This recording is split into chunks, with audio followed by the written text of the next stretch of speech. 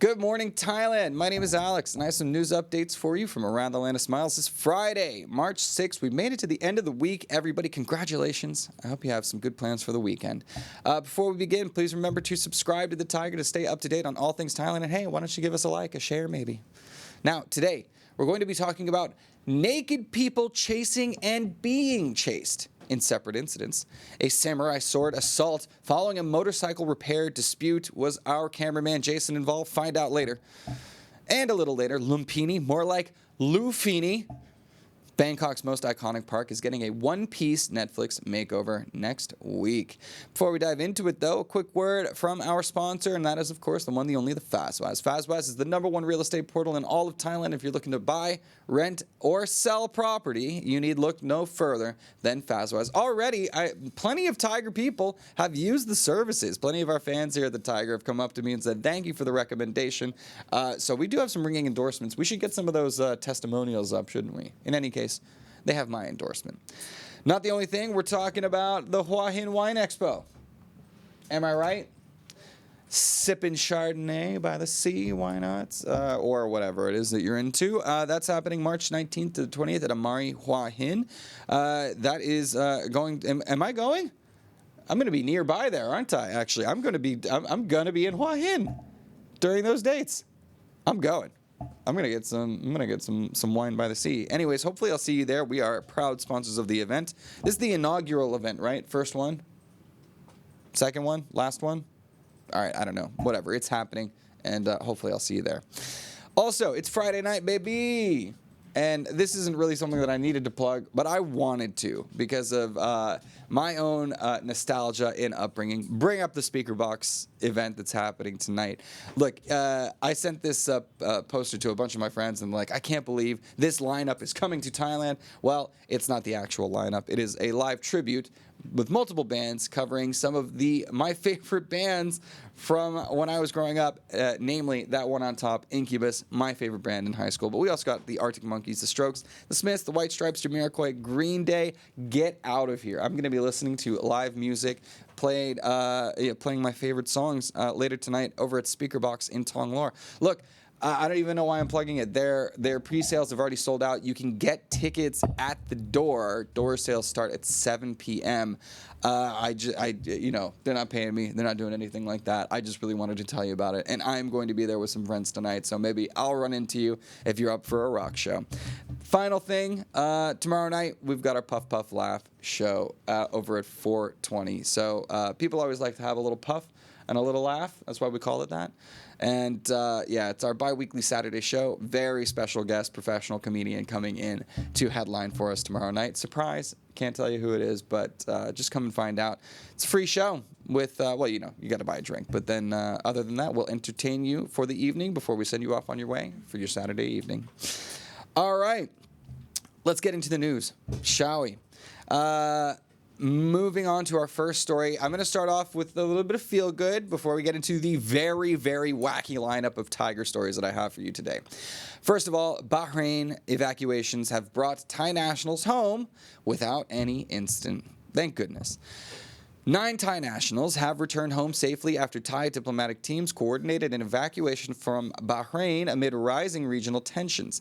Embassy staff worked across Bahrain and Saudi Arabia, arranging overland transit through the King Fahd Causeway before moving the evacuees onward to Riyadh for flights back to Thailand. The operation reflected quick cooperation between Thai missions in the Gulf as concern grows over the broader security situation in the region. Officials are now mapping out backup plans and assessing areas such as Dammam and Al-Khobar in case more citizens need assistance. For now, the evacuees are back safely in Thailand, while authorities remain on alert for any further deterioration of the situation. So, good news. I mean, Thailand is a very naturally diplomatic presence in the world in terms of international affairs. Very happy to see that these people that did want to evacuate were able to evacuate safely and are now back home without the threat of, the bombs dropping all around them, which has been obviously the issue of the past week and apparently has no end in sight. So anyways, good for them. Still thousands and thousands of Thais living in the area of concern. Whether more people will take advantage of these efforts to evacuate them remains to be seen, because, of course, the people who do stay are, they're getting paid. So that carrot is outweighing the potential punishment of the missile sticks for the time being. But anyways, I'm glad these people are back home safe. All right. Time for the wacky stuff now. I love these stories. And where do you think we're going? You already know. We're down in Pattaya, baby. A Pattaya payment dispute ends in beachside chaos. What kind? It's kind of a familiar tale, actually. An Indian tourist in Pattaya found himself at the center of a bizarre early morning confrontation after two naked ladyboys, not one but two, chased him along Beach Road over an alleged payment dispute. Witnesses said the pair accused him of refusing to pay for sex services, with one reportedly threatening him with a brick as the argument spilled into public view. A municipal officer and nearby bystanders stepped in, helped cover the individuals with towels, and tried to calm the scene before it escalated further. The disagreement was eventually resolved when the tourist agreed to pay 1,000 baht to each of the two individuals. That's a steal. No one filed a formal complaint, so the matter appears to have ended at the scene despite the spectacle it created. What a night. I don't know what to say about that. How do you avoid this? Ladies, maybe get your payment up front, maybe like a half now, half later situation. This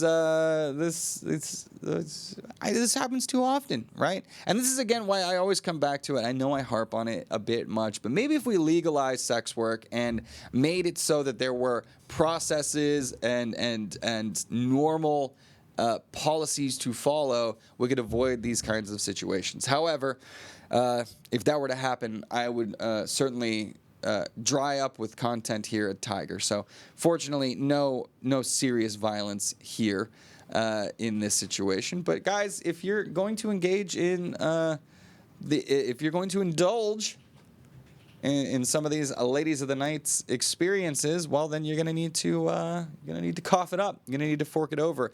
And this is, look, I'm not. Where's Jay? Where's my advice on criminality? It can be ambiguous, right? Like when you're like, because of the lack of legal framework, guys can be talking to girls and they can think, oh, this girl just likes me. Oh, these two girls just like me. Is this happening? Is this like dream come true fantasy? And then you get to the room and then stuff is going down. And then afterwards they're like, okay, time to pay up. And you're like, what? I thought you just liked me. I thought we were just having a good time. So I can totally see where it goes the other way too. I don't know. But my point is, this could easily be avoided if we we're on the same page about things. Anyways. All right, 1 second. I need a sip of water. And I see a good question from Chris in the chat, which has nothing to do with what I've been talking about. Well, first of all, Teddy Bear says family-friendly Pattaya. Hey, I thought that was funny. Chris asks, does anyone here have a favorite Thai rock band they would recommend? Body Slam. Go check out Body Slam. Particularly, my favorite song is a collaboration between Body Slam, F-Hero, and Baby Metal, Japanese band called Leave It All Behind. Check it out. But Body Slam in general, legendary rock band of Thailand. Fantastic stuff. All right. Yeah, as April says, take a deposit first, for sure. Well, guys, it's not our only nudity of the day.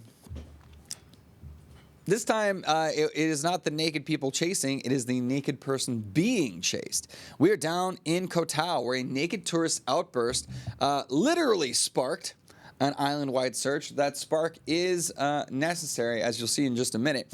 Police on Koh Tao used a taser to subdue a naked German tourist after an extraordinary series of alleged thefts and a failed attempt to flee into the sea. Investigators said the trouble began when he allegedly robbed a woman's mobile phone outside a convenience store after asking for her contact details. Officers say he then stole a motorcycle, later abandoned it, took a kayak, and tried to move along the coast before the search widened across the island. Police eventually tracked him down near Chalok Beach, where body cam footage showed him attempting to swim away away before officers confronted him ashore. He was later taken to hospital, and police are continuing to examine complaints linked to the incident. Boy, this man went full GTA. Right? Like 5 stars, no doubt. The entire island was after him. Wild story to me. You gotta wonder what's going on in the man's head. First of all, you're on an island, Koh Tao, not that big of an island. You're rampaging across it. You're naked.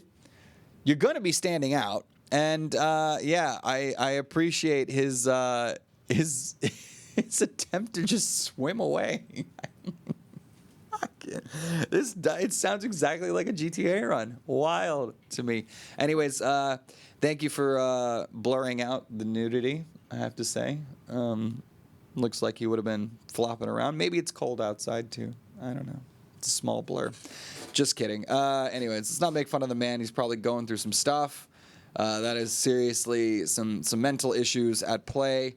Look, they've got him under control. He was a menace to society. So I don't mind lampooning him a little bit, but hopefully he can get the help he needs. Maybe do the time he has to do. He did steal some stuff and cause a bit of a ruckus. Yeah.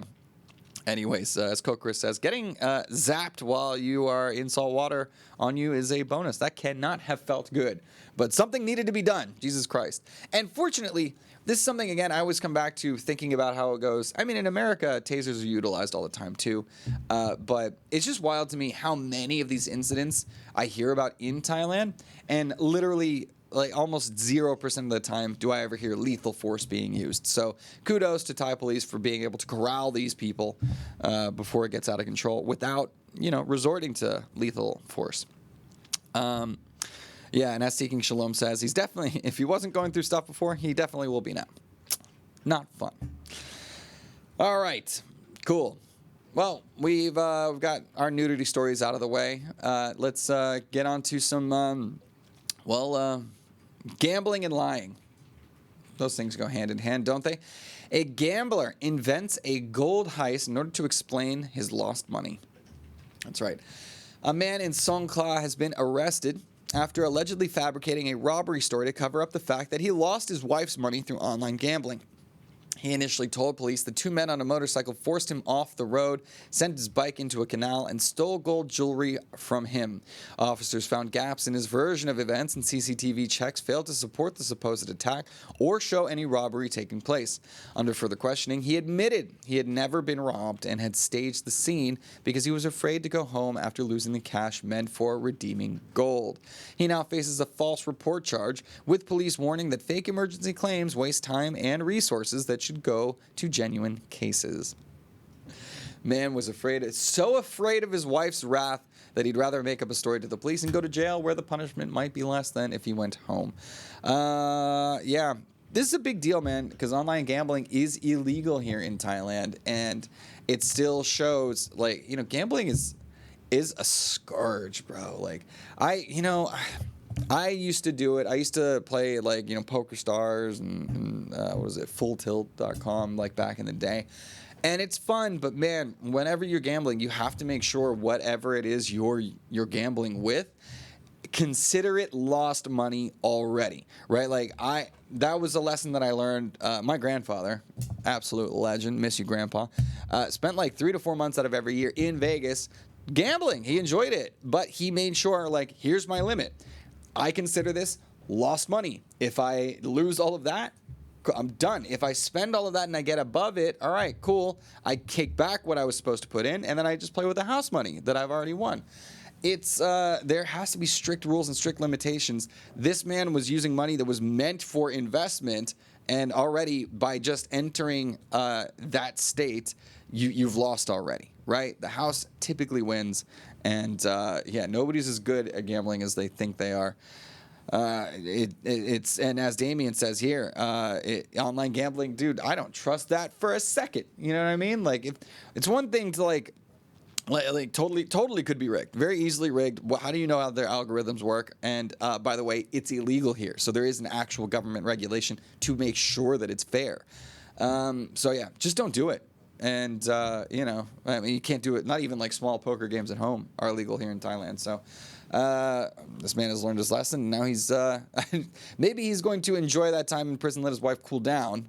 But I have a feeling the punishment might be worse when he gets out. Seeking Shalom says gold is gambling too, as are stocks. Well, at least there's an asset. You know what I mean? Like, you're gambling on the value of it, but at least there is something there. When you're playing a game where the money's just at risk, it just disappears, and you have nothing to show for it. But you're not entirely wrong, Shalom. I do kind of agree with you. All right. Next story. Yeah, Tony, crypto is certainly more akin to gambling to me, because that is what is the asset there besides something that you just have to convince somebody else. Where's Jay? It's one of our classic.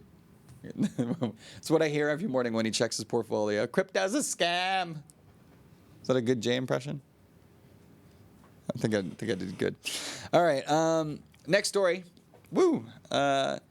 This one involved our cameraman, Jason. He will be missed. No, I'm just kidding. All right. A samurai sword assault followed a motorcycle repair dispute.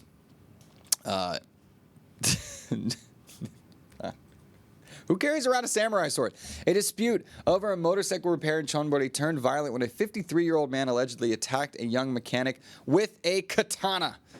Police said the victim, a 24-year-old repairman, suffered severe injuries, including an ear that was nearly severed and required 27 stitches. The suspect was reportedly furious over a braking problem involving his son's motorcycle and later also went to the victim's workplace to complain and make threats. After his arrest, he admitted he was enraged and claimed he had tried to lessen the harm by using the edge of the sword rather than the blade. What the hell are you talking about? He also confessed to using meth before the attack. Surprise, surprise. Police seized the weapon and took him into custody as the case moves forward. Yikes! Jesus Christ, dude. What are we talking about here, man? Sorry, at least I didn't stab you through the heart. I only tried to slice off your ear, and yeah, you got me. I was smoking meth. What are we doing here, dude? Absolutely insane. I think this wannabe Ronin over here. And throw the book at him. Hopefully, like 27 stitches, seems like the ear's reattached. That's good. But evidence suggests that this man is going to be behind bars for quite some time. 53 years old, dude. You are too old to be behaving like that. I mean, anyways, anyone's too old to be behaving like that, but certainly you should know better. Feel bad for this young mechanic. I don't even know what the dispute was, like over some pricing or something like that. I will say, hey, Jason. Have you had problems with Thai mechanics with your motorcycles before? They would never do a good job. He says they would never do a good job. So, Do something, yeah. check before they do it and check after they do it. Yeah, you ask them to do something, check before and then check after. So you really got to... Then I have to end up checking it myself. Right. So Jason has had some negative experiences. Have you ever taken a katana to the store to threaten them with blades? Please do not. Please do not do that. And certainly don't smoke meth before you do it. Wow. Yeah, I mean, you never know, dude. This is one of the issues with Thailand right now is that yaba is a problem. It is pretty widely available and a persistent issue of drug use here in Thailand. And it leads to the craziest, most erratic behavior, which is why I think it's wild to me that Thailand is still like controversial about cannabis. Obviously, Thailand has the most progressive laws about cannabis in Asia, but you know, ain't nobody smoking weed and going and attacking mechanics with katanas. You know what I'm talking about? Like, that's just not a thing. So yeah, the war on drugs, we gotta reshape our priorities, I think. See, April, I'm doing my best Jay impression with the crime advice. Thank you. Yeah, and I'm like, and this is what I mean. I can understand getting angry at the mechanic. I just can't understand attacking him with a sword. That's where we part ways. And as Tony says, yeah, I have to say it. Yabba dabba, don't do it. Love it. Okay, next story. This one's spooky. I guess this is our ASEAN story. Still involves a Thai family, but and we're not in ASEAN either. We're going up to China. Zhongguo ni hao. A Thai family pursues a hotel case after a man is found hiding in their room in Shanghai. That's right. A Thai family is seeking legal action after discovering a male hotel worker hiding inside their room during a stay in Shanghai. The family said they had locked the room before leaving and later found the man concealed in a narrow gap beside the father's bed when they returned. Because of the language barrier, they struggled to understand him in the moment, though online viewers later said he appeared to claim that he had entered the wrong room by mistake. The family suspected he used staff access to get inside, while social media users raised fears ranging from attempted theft to more serious intent. The story gained traction after other Thai travelers claimed they had experienced similar security problems at the same hotel. Well, that's spooky. I feel like, if you are accidentally in there, you got to let yourself be known. Like, oops, sorry guys, I thought I was in here to like clean up or something like that. Instead, he went and hid in like a corner somewhere. Maybe they won't find me. And then they're like, we see you there. And he's like, oops, ni hao. Don't speak Thai, putai mi dai. In any case, horrifying. I don't know what legal action there is in China, though. This is weird because civil cases, China has a very, very weird legal system. This guy's clearly in the wrong, but certainly seems like something they're just going to be like, all right, hey, you, just get out of the room and everybody, let's move on with our lives. I don't know how I, as the family staying in that hotel room, could ever feel safe again, though. So maybe just come home, Thai family. That would put a damper on my whole trip to Shanghai, I would say. Lovely city, though. All right. Stephen Richter says, I miss Jay's how to do crime properly advice. He'll be back soon to look, I'm doing my best impression, but I don't know what advice to give you there. Hide better? All right. Let's take a quick Fazwaz break, guys, before we wrap up our show with some of our feel-good stories.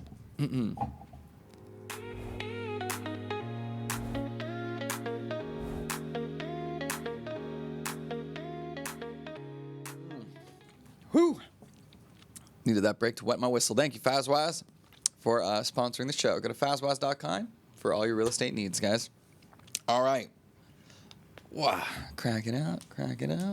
Cool. Two feel-good stories to send you off into your weekend. Our first story, if you guys are anime fans, Netflix fans, who prefers the live action? Does anybody like live action One Piece over anime One Piece? Let's start. Let me know in the comments what you think. In any case, One Piece is taking over Lumphini Park for a free fan event. That's right. Netflix is turning Lumphini Park into a live-action One Piece themed attraction called Grand Line in Thailand from March 8th to the 15th.